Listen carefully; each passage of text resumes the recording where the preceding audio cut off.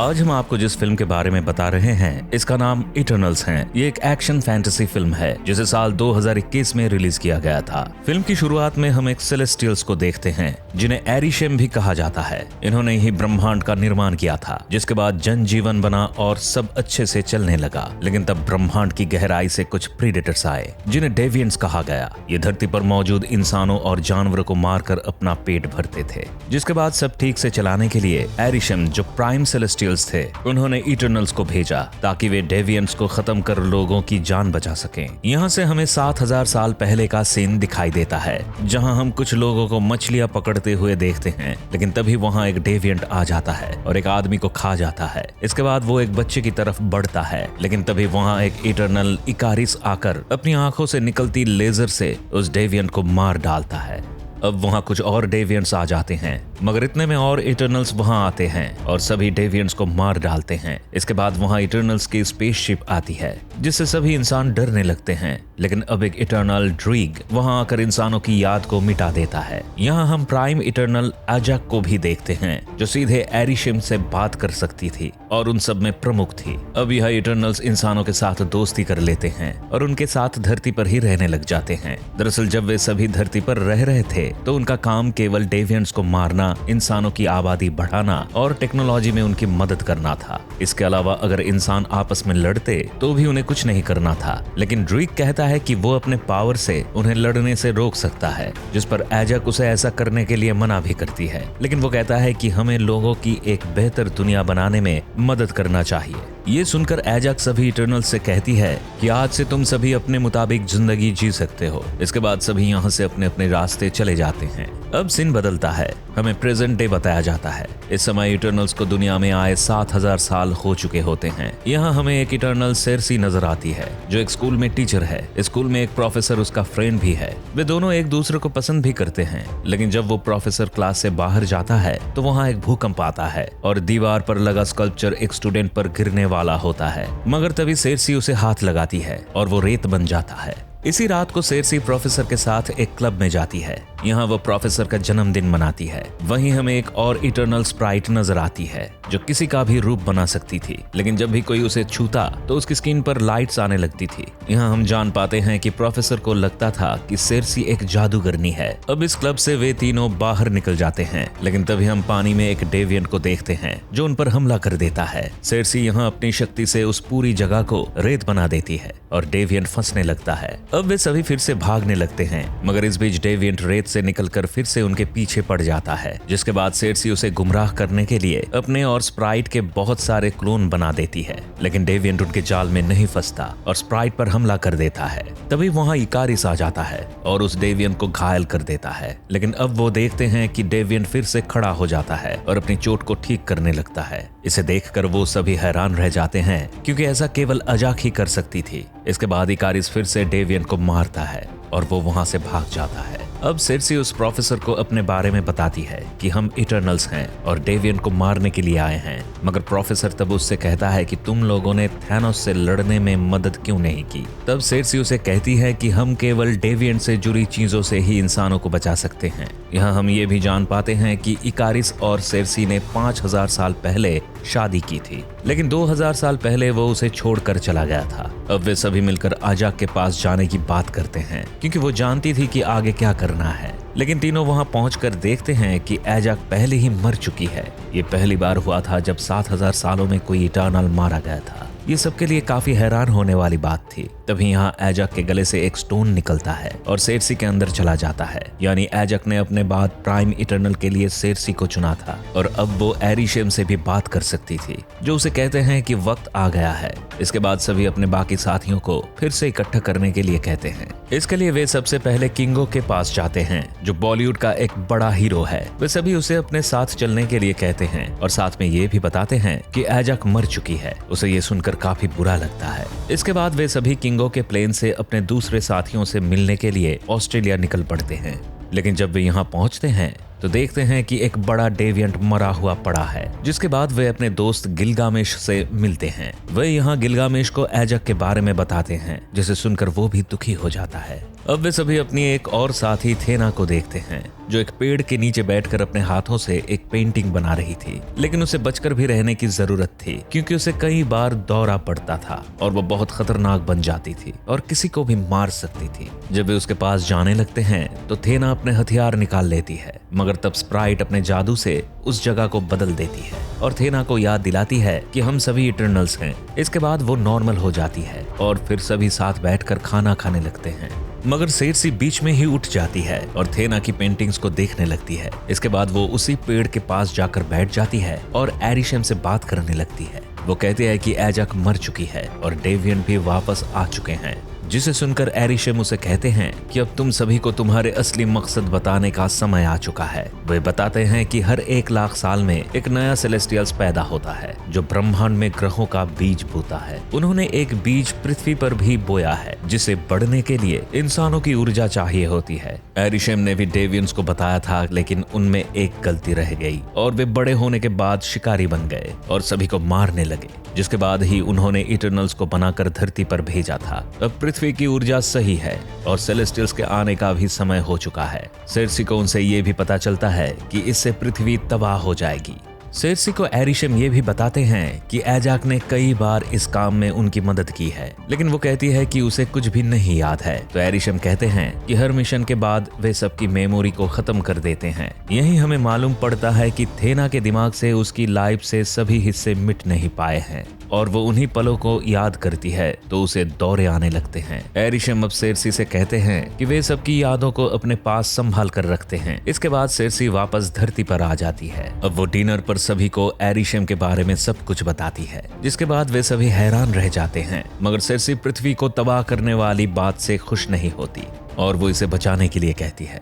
मगर अब भी कुछ इटर्नल्स एरिशम का साथ देने के लिए कहते हैं। वहीं इकारिस सबसे कहता है कि बाकी साथियों को ढूंढने के बाद हम फैसला कर सकते हैं कि हमें आगे क्या करना है। अब सभी इटर्नल्स अपने अगले साथी ड्रीक के पास जाते हैं और उसे भी सारी घटना के बारे में बताते हैं। वे सभी उसे भी साथ चलने के लिए कहते हैं, लेकिन वो चलने से मना कर देता है। इतने में वहाँ डेविएंट्स का हमला हो जाता है और एक डेविएंट इकारिस को उठा कर ले जाता है। अब उसके और डेविएंट के बीच लड़ाई होती है, जिसमें इकारिस उसे मार डालता है। लेकिन तभी एक और डेविएंट आकर उसकी पावर खींचने लगता है, मगर तभी यहाँ गिलगामेश आ जाता है और उसे बचा लेता है। उधर दूसरी तरफ बाकी के इटर्नल्स भी उन डेविएंट से लड़ने में लगे रहते हैं। उधर इकारिस डेविएंट से लड़ते हुए दूसरे साथियों के पास जा पहुंचता है, लेकिन यहाँ एक डेविएंट उसे भी मारने वाला होता है। तब सेर्सी वहां आ जाती है और उस डेविएंट को पेड़ बना देती है। इस बीच एक डेविएंट थेना को मारने के लिए आगे आता है, लेकिन यहाँ गिलगामेश आ जाता है और डेविएंट उसकी पूरी शक्ति खींच लेता है। शक्ति के मिलते ही उस डेविएंट का शरीर इंसानों के जैसा हो जाता है, जिसके बाद गिलगामेश थेना से कहता है मुझे याद रखना, और मर जाता है। ये सब देखकर ड्रीक भी उनका साथ देने के लिए मान जाता है। अब सेर्सी और इकारिस अपने एक और दोस्त फेस्टोस के पास पहुंच जाते हैं। पहले वो इन दोनों को कहता है कि मेरा परिवार है और मैं नहीं जा सकता, लेकिन जल्दी ही जाने के लिए मान जाता है। अब सभी इटर्नल्स इराक चले जाते हैं, जहां उन्होंने रेगिस्तान में अपनी स्पेसशिप को 7,000 साल पहले छिपाया था। यहाँ उन्हें अपनी एक और साथी मक्कारी मिलती है। मक्कारी की स्पेशलिटी उसकी तेज रफ्तार है, लेकिन वो बोल नहीं सकती है। यही फेस्टोस एक टेक्नोलॉजी बनाता है और सबसे कहता है कि जिस तरह डेविएंट्स हमारी पावर्स को यूज कर सकते हैं, ठीक वैसे ही हम भी अपनी पावर्स को मिलाकर इस तबाही को रोक सकते हैं। लेकिन यहाँ इकारिस कुछ सोचते हुए वहां से चला जाता है। उसके पीछे ही सेर्सी भी उसके पास जाती है और वे अपने साथ बिताए पलों को याद करते हैं। अब जब सेर्सी और इकारिस वापस आते हैं तो सेर्सी के गले में वो स्टोन चमकना शुरू हो जाता है और उसे एहसास हो जाता है कि तबाही शुरू हो चुकी है। अब फेस्टोस मक्कारी से कहता है कि तुम्हें वो पॉइंट ढूंढना होगा, और मक्कारी बिजली की रफ्तार से चंद पलों में उस पॉइंट का पता लगा लेती है। लेकिन इधर स्पेसशिप में इकारिस अपने सूट में आ जाता है और उस टेक्नोलॉजी को ब्लास्ट कर देता है। उसके बाद सभी को ये मालूम चल जाता है कि इकारिस ने ही एजाक को मारा था। दरअसल एजाक ने इकारिस को इस बारे में बताया था कि पृथ्वी एक अच्छा ग्रह है। 5 साल पहले थैनोस ने एक चुटकी से इसे खत्म कर दिया था, लेकिन बाद में एवेंजर्स फिर से सभी को लेकर आ गए। वो नहीं चाहती थी कि इस ग्रह को तबाह किया जाए और वो सभी को इकट्ठा करके इस विनाश को रोकना चाहती थी। मगर इकारिस को उसकी ये बात पसंद नहीं आई, इसलिए वो एजाक को एक बर्फीली जगह ले गया जहाँ बहुत सारे डेविएंट्स मौजूद थे। अब इकारिस एजाक को उनके बीच फेंक देता है जहां वे उसकी पूरी पावर खींचकर उसे मार देते हैं। और अब इकारिस ने ही एजाक को फिर से उसके घर छोड़ दिया था। ये सुनकर सब हैरान रह जाते हैं, लेकिन अब इकारिस उन्हें कहता है कि हमें एरिशेम ने बनाया है और हमें उनके आदेश का पालन करना चाहिए। इसके साथ ही वो ये भी कहता है कि अगर तुम में से और किसी ने मेरे बीच आने की कोशिश की तो उसका भी अंजाम एजाक जैसा ही होगा। फिर जब वो उस जगह से जाने लगता है तो स्प्राइट भी उसके साथ चली जाती है और कुछ ही देर में किंगो भी ये कहता है कि इकारिस सही है और वो भी चला जाता है। इन तीनों के जाने के बाद बचे हुए इटर्नल्स की पावर तबाही को रोकने के लिए काफी नहीं रहती, जिसके बाद वे सेर्सी से कहते हैं कि तुम्हारे अंदर प्राइम इटर्नल बनने के बाद ज्यादा पावर आ गई है। तुमने एक डेविएंट को भी पेड़ में बदल दिया जो तुम पहले नहीं कर सकती थी, इसलिए तुम्हारी पावर को मिलाकर हम बैंड बना सकते हैं। पहले तो सेर्सी कहती है कि वे ये नहीं कर सकते, लेकिन थेना के समझाने के बाद वो मान जाती है। अब फेस्टोस सेर्सी के अंदर से स्टोन बाहर निकालता है और उसे एक बैंड बनाता है जिसे सभी इटर्नल्स अपने हाथों में पहन लेते हैं और उस पॉइंट पर चले जाते हैं जहां सेलेस्टियल्स पैदा होने वाला है। इस जगह इकारिस और स्प्राइट पहले से ही पहुंच जाते हैं और इस घटना को होते हुए देखने लगते हैं, मगर इतनी देर में इटर्नल्स का स्पेसशिप भी वहां पहुंच जाता है। अब जब इकारिस स्पेसशिप के अंदर थेना से लड़ता है तब तक बाकी के इटर्नल्स बाहर बॉन्ड बनाकर अपनी पावर को साथ लाते हैं, मगर तभी इकारिस वहां भी आ जाता है और ड्रीक पर हमला कर उसे एक पहाड़ी में धंसा देता है, जिससे उनका बॉन्ड टूट जाता है। इसे देखकर मक्कारी को बहुत गुस्सा आता है और वो अपनी पूरी स्पीड से इकारिस पर हमला करने लगती है।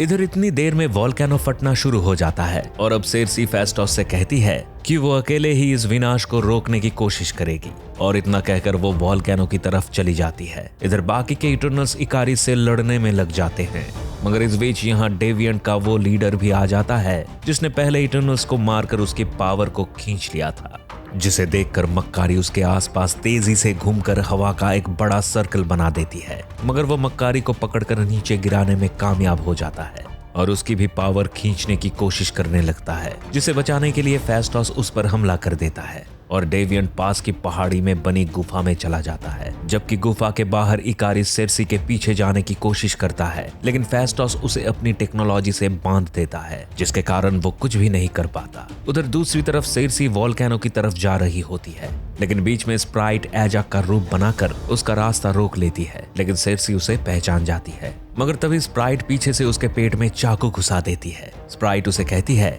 कि वो इस जिंदगी से परेशान हो गई है, उसे भी प्यार और परिवार की जरूरत है, लेकिन वो कभी बड़ी नहीं हो पाएगी, इसलिए वो ये सब खत्म करना चाहती है। इतना कहकर वो इस जगह बहुत सारे वोल्केनो बना देती है, मगर तभी ड्रीक वहां आकर स्प्राइट के सिर पर हमला कर देता है। अब सेर्सी अपने पेट में लगे चाकू को पानी बनाकर उसे नष्ट कर देती है और फिर से वोल्केनो की तरफ बढ़ जाती है। इसी बीच यहाँ गुफा में थेना और डेविएंट के बीच जमकर लड़ाई चल रही है, लेकिन डेविएंट गिलगामेश की तरह बात करके थेना को अपने काबू में ले लेता है और उसका पावर भी खींचने की कोशिश करता है, मगर तभी थेना होश में आ जाती है और अपने हथियारों से उस डेविएंट के टुकड़े कर देती है। अब हम देखते हैं कि तबाही शुरू होने लगती है और समुद्र से सेलेस्टियल्स भी निकलने लगता है।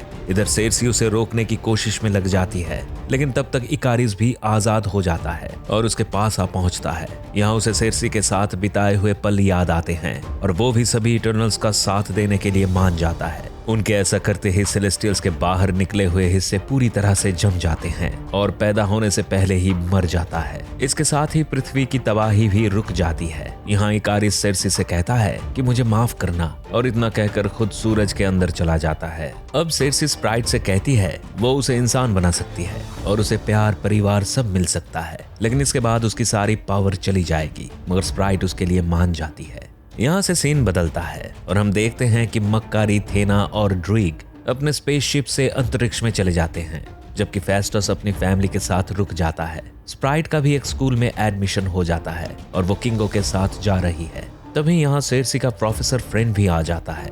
सेर्सी उसे कहती है कि ये मेरा घर है, लेकिन मैं अब इंसान होने का दिखावा नहीं कर सकती। इसके बाद वो कहता है कि मुझे भी तुम्हें कुछ बताना था, लेकिन तभी आसमान में एरिशेम आ जाते हैं और सेर्सी के साथ ही बाकी इटर्नल्स को ऊपर ले जाते हैं। एरिशेम सबसे कहते हैं कि तुमने पृथ्वी को बचाने के लिए सेलेस्टियल्स का सैक्रिफाइस कर दिया। अब मैं तुम्हारी यादों से देखूंगा कि क्या पृथ्वी के लोग जीने के लायक हैं। वे कहते हैं कि मैं न्याय करने के लिए जरूर लौटूंगा, और इतना कहकर वे वहां से चले जाते हैं।